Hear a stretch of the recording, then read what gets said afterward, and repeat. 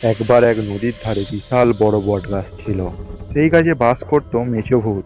সন্ধ্যার পর বটগাছের আশেপাশে থাকতো না কোনো জনমানবের চিহ্ন। বিশেষ করে কেউ যদি মাছ নিয়ে ওই পথে যেত, সে মাছের গন্ধে তাদের ওপরে ঝাঁপিয়ে পড়ে সব মাছ খেয়ে নিত। মেছো ভূতের ভয়ে সন্ধ্যার পরে কেউ আর ওই পথে পা দেয় না। একদিন এক চাষি বাজার থেকে মাছ নিয়ে ওই পথ দিয়েই বাড়ি ফিরছিল, কিন্তু দুর্ভাগ্যবশত তার একটু রাত হয়ে গেল। ওহ, রাস্তা যেন শেষই হয় না, কত রাত হয়ে গেল। ভেবেছিলাম সন্ধ্যার আগে ওই বটগাছটা পেরিয়ে যাব, কিন্তু তার হলো না।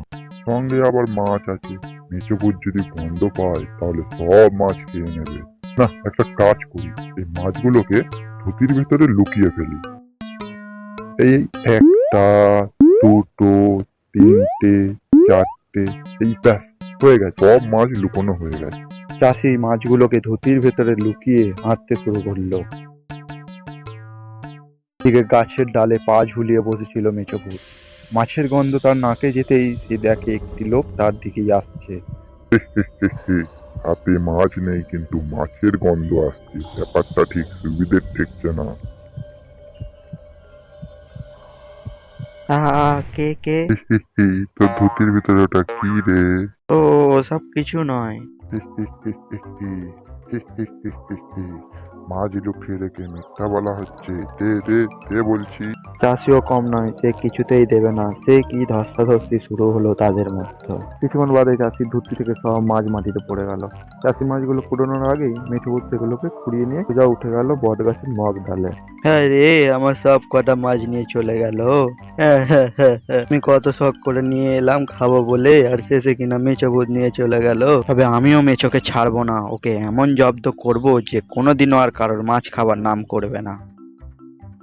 পরের দিন চাষি গেল কুমোরের বাড়ি। ও কুমোরদা, কুমোরদা, বলো ভাই, আমার একটা কাজ করে দিতে পারবে? কি কাজ করে দিতে হবে? একটা মাটির বড় মাছ বানিয়ে দিতে হবে। ও, এই কাজ? ঠিক আছে, এ আর এমন কি কাজ, কালকেই হয়ে যাবে। চাষি বিকালে কুমোরের বাড়ি থেকে মাছটা নিয়ে এলো, আর সে মাছটা নিয়ে নদীর দিকে রওনা দিল।